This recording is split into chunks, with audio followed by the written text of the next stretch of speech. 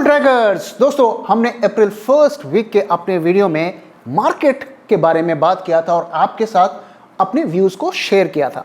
आइए सबसे पहले देखते हैं कि उस वीडियो में हमने मार्केट के बारे में क्या कहा था। अभी तक की सिचुएशन ये है कि ये बेयर मार्केट की रैली है और उम्मीद है कि अगले 4 और 5 दिन में ये फैसला हो जाएगा कि ये ब्रेकआउट करके फर्दर ऊपर जाकर वापस से बुल टेरिटरी में जाता है या वहां से वापस से गिर के नीचे आ जाएगा। तो 18,300 का लेवल बहुत क्रिटिकल है। जब तक ये उसको पार करके उसके ऊपर सेटल नहीं होता है तब तक हम ये मानेंगे कि ये बेयर मार्केट की रैली है। अगर ये 18,300 को क्रॉस करके ऊपर पे अगर सेटल होता है तो हमें यहां से फर्दर 5% तक की रैली देखने को मिल सकती है। तो हमें भी इंतजार करना पड़ेगा अगले पूरे हफ्ते का कि उस हफ्ते में मार्केट क्या करता है। तो निफ्टी 18,100 के लेवल के ऊपर नहीं जा सका और नहीं सस्टेन कर सका और जैसा कि एक्सपेक्टेड था कि उस रेजिस्टेंस लेवल के बाद से लगातार हमें बाजारों में गिरावट देखने को मिल रही है पिछले कई दिनों से और निफ्टी इस वक्त करीब 17,500 के लेवल के आसपास चल रहा था। तो ये जो मार्च के महीने में हमें शार्प रैली देखने को मिली मार्केट में, उस रैली में ग्लोबल इन्वेस्टर्स ने क्या किया, उन्होंने अपनी पोजीशंस को लाइट किया और किन सेक्टर्स में उन्होंने सबसे ज्यादा सेलिंग की, वो सेक्टर हैं bank, auto, cement and infrastructure and capital goods. लेकिन कुछ सेक्टर्स में उन्होंने अपनी पोजीशंस को भी बढ़ाया, जैसा कि जो गैस और पेट्रोलियम के सेक्टर्स हैं उन सेक्टर्स के स्टॉक्स में उन्होंने पोजीशन बनाई, साथ में पावर, आईटी, टेलीकॉम और मेटल्स। दोस्तों, मैंने अपने उस वीडियो में आपके साथ शेयर किया था कि किस तरीके से जो एनर्जी सेक्टर के स्टॉक्स हैं उनमें एक तरीके का बुलिश ओवरटोन हमें देखने को मिल रहा है और जो है ग्लोबल इन्वेस्टर्स खास करके उसमें अपनी पोजीशंस को बढ़ा रहे हैं। तो ग्लोबल इन्वेस्टर्स ने उस रैली का इस्तेमाल करके अपनी पोजीशंस को लाइट किया, लेकिन म्यूचुअल फंड्स और डीआईआईज ने उसमें जबरदस्त जो है बाइंग की। उन्होंने 22,000 करोड़ रुपीस आपके सिप का पैसा और आप जो इन्वेस्ट करते हैं म्यूचुअल फंड्स में उस पैसे का इस्तेमाल करके जो है काफी मात्रा में खरीदारी की और जो जैसा कि अक्सर हम देखते हैं तो म्यूचुअल फंड्स जो हैं खरीद रहे थे और एफआईआईज जो है बेचकर जो है मार्केट से निकल रहे थे। अब आइए दोस्तों, मैं आपसे एक इंटरेस्टिंग चीज शेयर करता हूं मार्केट के बारे में।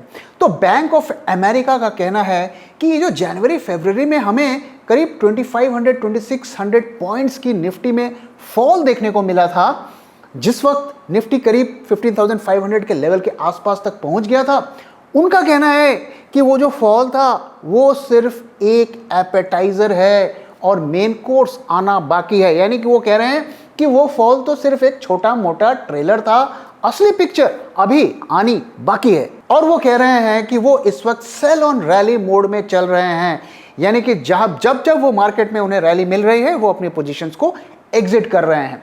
और उन्होंने एक सर्वे भी किया और ये काफी बड़ा सर्वे था।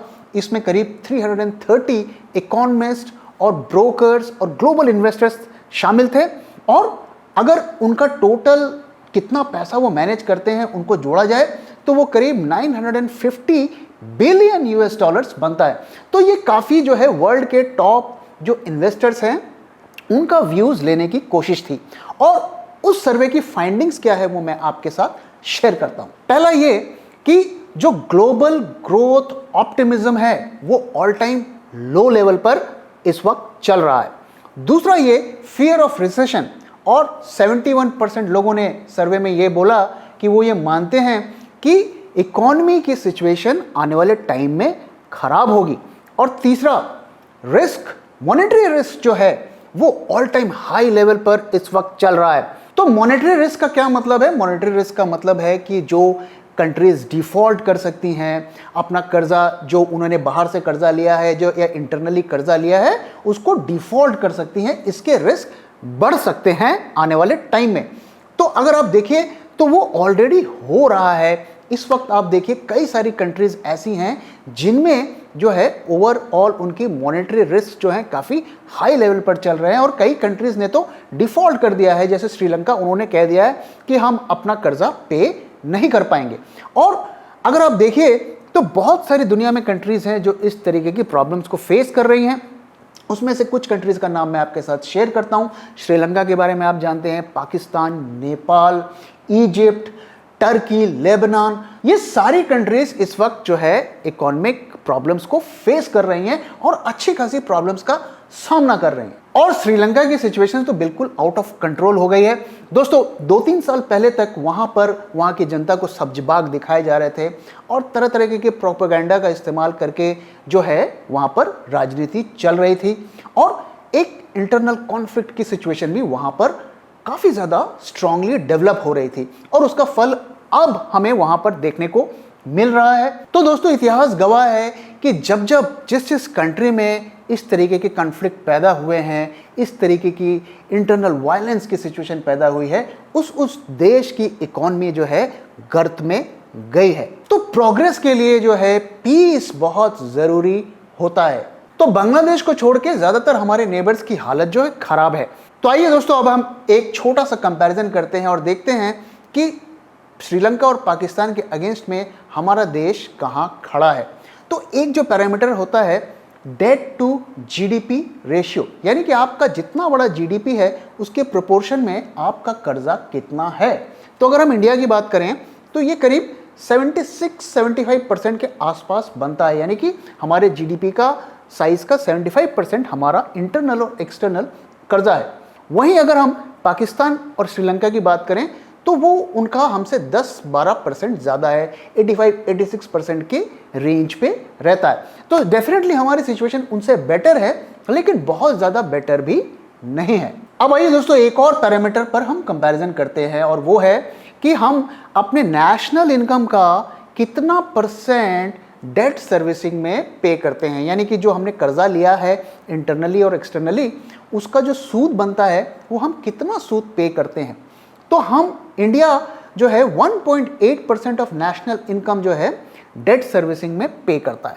वहीं अगर हम पाकिस्तान की बात करें तो 4.02% पाकिस्तान पे करता है और श्रीलंका जो है करीब 7.6% के आसपास पे करता है। तो डेफिनेटली इस पैरामीटर पे we are much better of.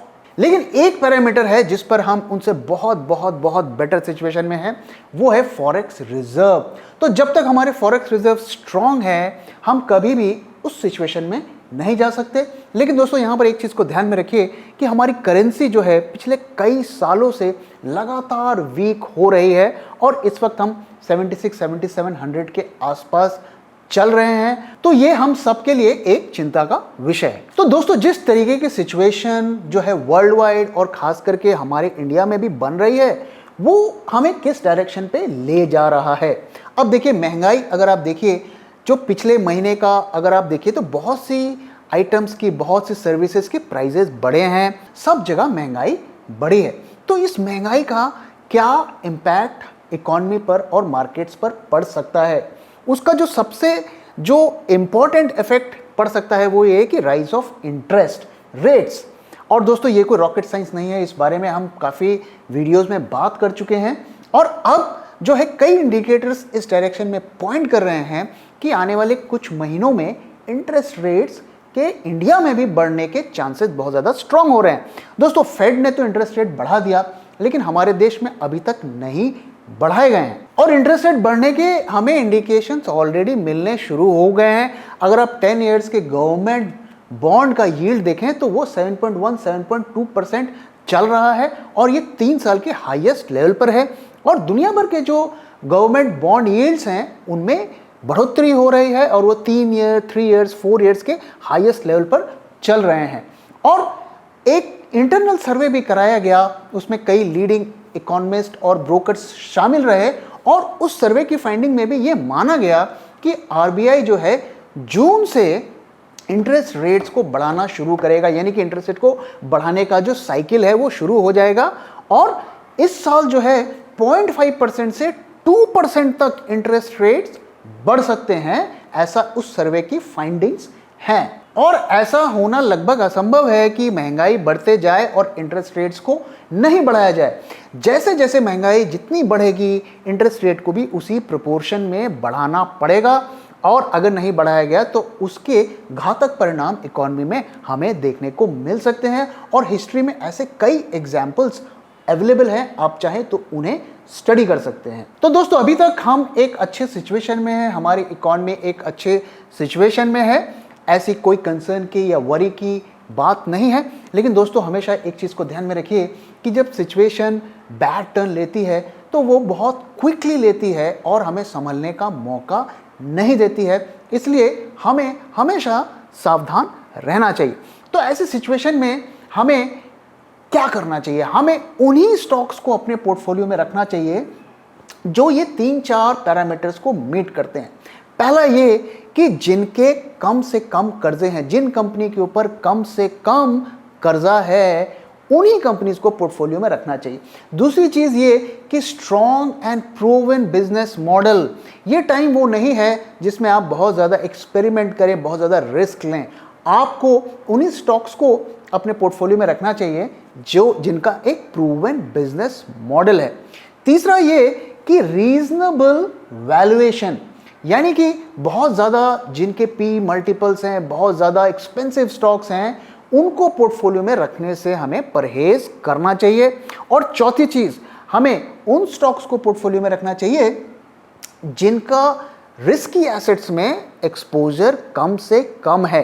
अगर एक कंपनी अच्छे प्रॉफिट पोस्ट कर रही है, सब कुछ उसकी बैलेंस शीट अच्छी है, लेकिन उन्होंने काफ़ी पैसा ऐसे जगह लगा रखा है जो रिस्की इन्वेस्टमेंट साबित हो सकते हैं, तो वैसे कंपनी से भी हमें परहेज करना चाहिए। तो दोस्तों इसी के साथ मैं इस वीडियो को यहाँ पे ख़त्म कर रहा हूँ। आशा करता हूँ आपको ये वीडियो पसंद आया, और पसंद आया तो प्लीज़ वीडियो को लाइक करिए, अपने दोस्तों के साथ शेयर करिए और हमारे चैनल को सब्सक्राइब करिए। Thank you very much for your time दोस्तों। मैं जल्दी आऊँगा एक और नए वीडियो के साथ।